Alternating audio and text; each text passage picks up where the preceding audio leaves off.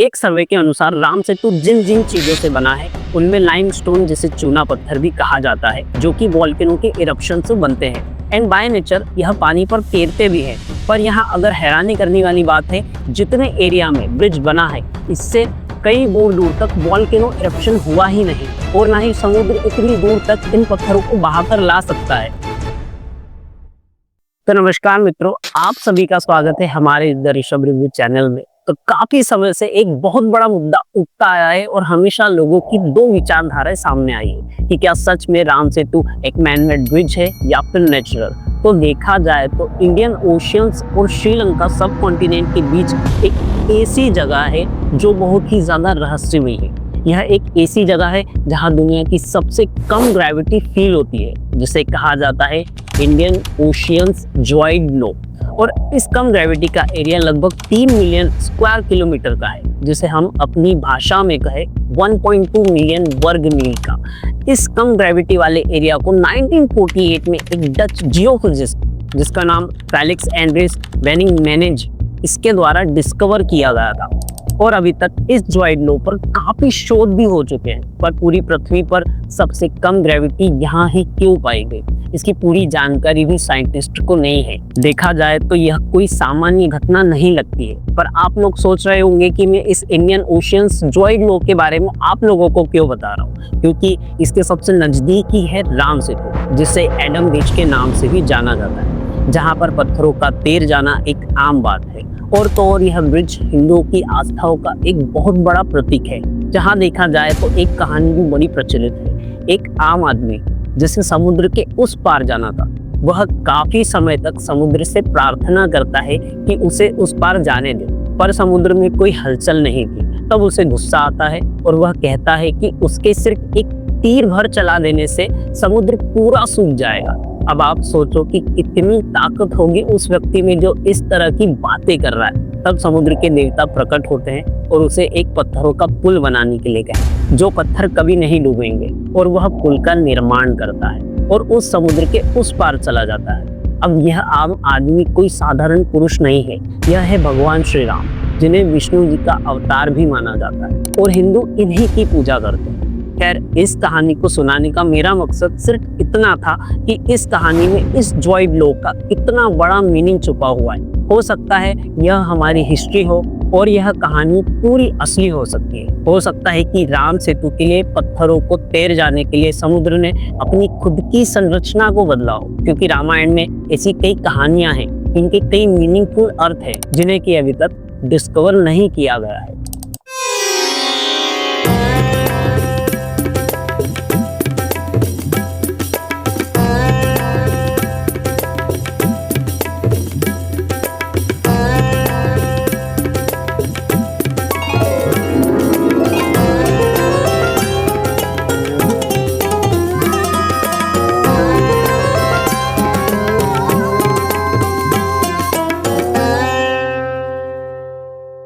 तो इसे जानने के लिए सबसे पहले हमें समझना होगा रामायण को। तो पूरी दुनिया में रामायण के 2 ही संस्करण सबसे ज्यादा प्रचलित है। पहला संस्करण है वाल्मीकि रामायण का, जिसका नाम रामायणा है। ऐसा माना जाता है कि इसे 100 से 500 बीसी में वाल्मीकि जी के द्वारा लिखा गया था। और दूसरा संस्करण आता है तुलसीदास रामायण का, जिसे रामचरितमानस भी कहा गया है, जिन्हें गोस्वामी तुलसीदास जी द्वारा 1577 ईस्वी में लिखा गया था। और सबसे पुरानी रामायण वाल्मीकि रामायण को कहा गया है। तो काफी लोगों को यह पता है कि रामायण में 2 किरदार सबसे मेन किरदार है। एक तो राम जी का किरदार, जो कि अपना पूरा राजपाट छोड़कर अपनी पत्नी सीता और छोटे भाई लक्ष्मण के साथ 14 वर्ष का वनवास काट रहे हैं, जो कि स्वयं वह मर्यादा से सुशोभित भी है और अपने वचन के लिए बाध्य है। दूसरा किरदार रावण का है, जिसका राजपाट एक ऐसे द्वीप पर है जहां जाना बहुत ही कठिन है और यह काफी क्रूर है। कहने को तो यह ब्राह्मण है, पर यह सुंदरता के मोह में आकर राम जी की धर्मपत्नी सीता जी का हरण कर लेता है।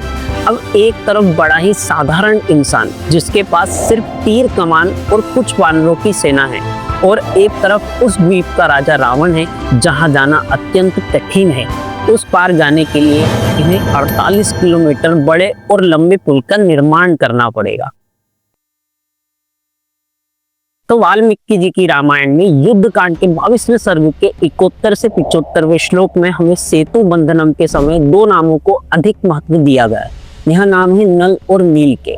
ऐसा कहा जाता है कि यह भगवान विश्वकर्मा जी के पुत्र हैं और विश्वकर्मा जी जिन्होंने द्वारिका बनाई, पुष्पक विमान और सभी देवों के भवन इत्यादि तक बनाए, वैसे ही नल और नील इन्होंने हमें अपनी इंजीनियरिंग का एक बहुत अच्छा उदाहरण दिया। रामायण के अनुसार इन्होंने उन पत्थरों का निर्माण किया जो पानी में तैर जाते हैं। समुद्र द्वारा उन पत्थरों पर श्री राम का नाम लिखकर इन्होंने इस पूरे ब्रिज का निर्माण किया। जैसे प्रॉपर एक इंजीनियर द्वारा किसी बड़े प्रोजेक्ट और बड़े स्केल पर काम किया जाता है, वैसे ही उस समय उन्होंने इस ब्रिज का निर्माण किया। यह ब्रिज लगभग 48 किलोमीटर लंबा ब्रिज है और इसकी चौड़ाई 6 से 7 किलोमीटर की है, जो इंडिया सब कॉन्टिनेंट को श्रीलंका आइलैंड से जोड़ता है। यह पुल चालू होता है तमिलनाडु के धनुषकोडी से और खत्म होता है श्रीलंका के मन्नार आइलैंड में। अभी यह ब्रिज काफी मैसिव हो चुका है और जगह जगह से सबमर्ज हो गया है।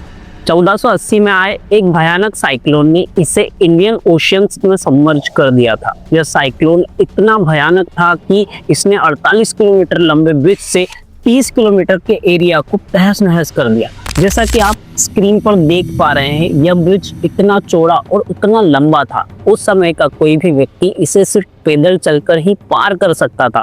खैर, इस पुल का लिखित में परिणाम हमें रामायण के अलावा भी कई और बुक्स में देखने के लिए मिलता है, जैसे कि कालिदास के रघुवंश में, स्कंद पुराण में, विष्णु पुराण, अग्नि पुराण, ब्रह्म पुराण और भी कई धार्मिक ग्रंथ जिनमें नल और नील द्वारा समुद्र पर यह पुल बनाने का उल्लेख मिलता है। और तो और इस ब्रिज का मेंशन सिर्फ सनातनी पुस्तकों के अलावा भी और बुक्स में भी कई में मिलता है, जैसे कि 85 AD में भी एक पर्शियन जियोग्राफर इब्न खुर्दादबे ने भी अपनी एक बुक ऑफ रोड किंगडम्स में भी इसका मेंशन किया। उस समय इसे ब्रिज ऑफ द सी के नाम से भी एड्रेस्ड किया है।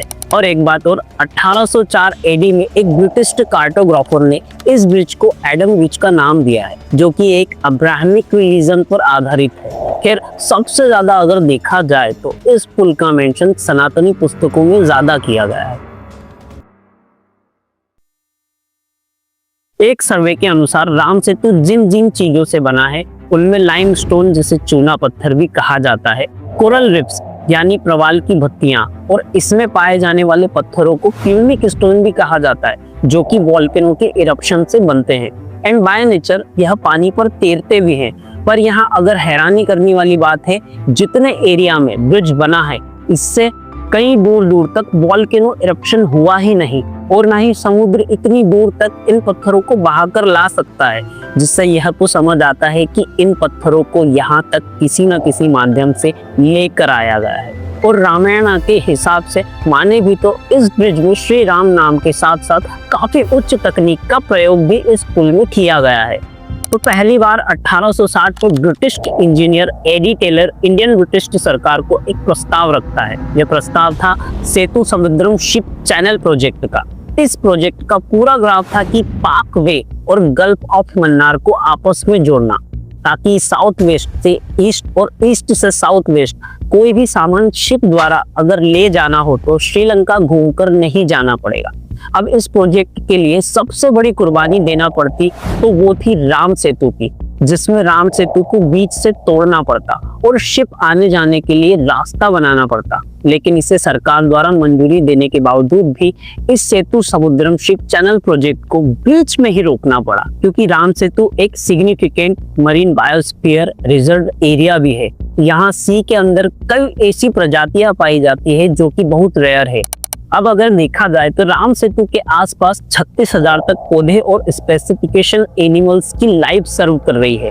कहा जाए कि पौधे जिन्हें हम फ्लोरा कहते हैं और एनिमल्स की लाइफ जिन्हें हम फौना कहते हैं। अब फौना जिनमें टाइप ऑफ एनिमल्स आते हैं। इस ब्रिज के पास ही टर्टल नेस्ट वाले कई किनारे हैं और इसी के सराउंडिंग खारे पानी के लॉबस्टर, शिम्स, क्राफ्ट और मछलियां इन सभी की लाइफ सर्व भी कर रही हैं। इन सभी में 6000 फिशेस की प्रजातियां हैं, जिनमें से 70 मछलियों की प्रजातियां बहुत ही ज्यादा इम्पोर्टेंट है और रेयर भी है।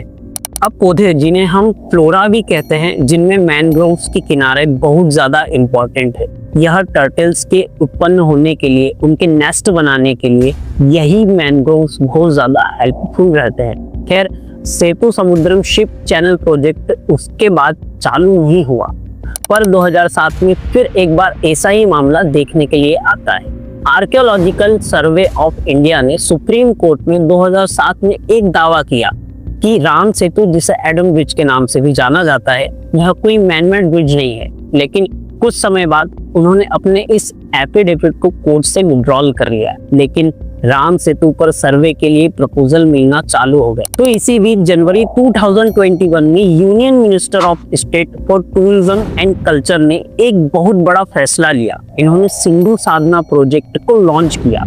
अब सिंधु साधना का मेन मोटिव था कि यह राम सेतु को अंडर वाटर स्टडी करे। अब सिंधु साधना एक ऐसी रिसर्च टीम है जो अंडर वाटर रिसर्च और स्टडी को काफी आसानी से कर सकती है। यह 45 डेज तक पानी के अंदर रह सकती है और रिसर्च कर सकती है। राम सेतु के सैंपल कलेक्ट करने के लिए इन्हें 35 से 40 मीटर नीचे जाना होगा, जिसमें टेक्निकली कार्बन डेटिंग टेक्निक के माध्यम से रेत एवं पत्थरों की जांच की जाएगी, ताकि यह पता कर सके कि क्या इसका कोई पुरातात्विक संबंध है या नहीं। इस रिसर्च में अंडर वाटर जाकर 3 तकनीकों से प्रयोग किए जा सकते हैं। तो पहला है आर्कियोलॉजिकल एंटिक्स। इसके द्वारा पता किया जा सकता है कि वह ब्रिज कितना पुराना है और कितना एंटिक है। दूसरा है रेडियोमेट्रिक, जिसके द्वारा पत्थरों की जांच की जाएगी। और तीसरा है थर्मोल्यूमिनेसेंस डेटिंग के द्वारा एक्यूरेट यह पता किया जाएगा कि ब्रिज बनने की डेट क्या होगी।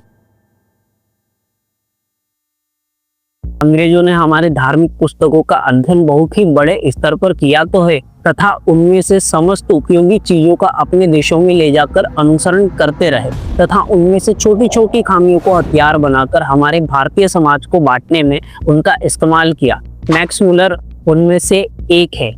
इन्हीं के क्रमानुसार विलियम जोन्स भी है, जिन्होंने तमाम भारतीय साहित्य का अध्ययन करके भारत को ही नीचा दिखाया तथा भारत से संस्कृत भाषा का ज्ञान सीखकर यूरोप में ले गए और मनुस्मृति की वर्ण व्यवस्था को हथियार बनाकर हर भारतीय और हिंदुओं को अलग अलग करना चाहा। और तो और कई फिलोसोफर्स यह भी प्रेडिक्ट करते हैं कि रामायण में जो उत्तरकांड है उसे भी अलग से ऐड किया गया है या जबरदस्ती उससे जोड़ा गया है, जिसका उदाहरण देखने के लिए मिलता है चैप्टर नंबर 128 में, जिसमें लिखा होता है कि सभी अब धर्म के अनुसार चलते हैं और सभी अपने अपने वर्ण व्यवस्था से खुश है और श्री राम जी का राज्य 10,000 वर्षों तक चला। तो कुल मिलाकर बात कही जाए तो यहाँ रामायण का दी एंड हैप्पी एंडिंग के साथ दिखता है, पर यहाँ उत्तरकांड को भी जोड़ा गया है, वह भी अलग ही दिखता है। और सेतु बंधनम का 100 योजन या फिर 1280 किलोमीटर लंबा होना हो सकता है कि वह उसकी विशालता को दर्शाना चाहते हैं, जिसका भी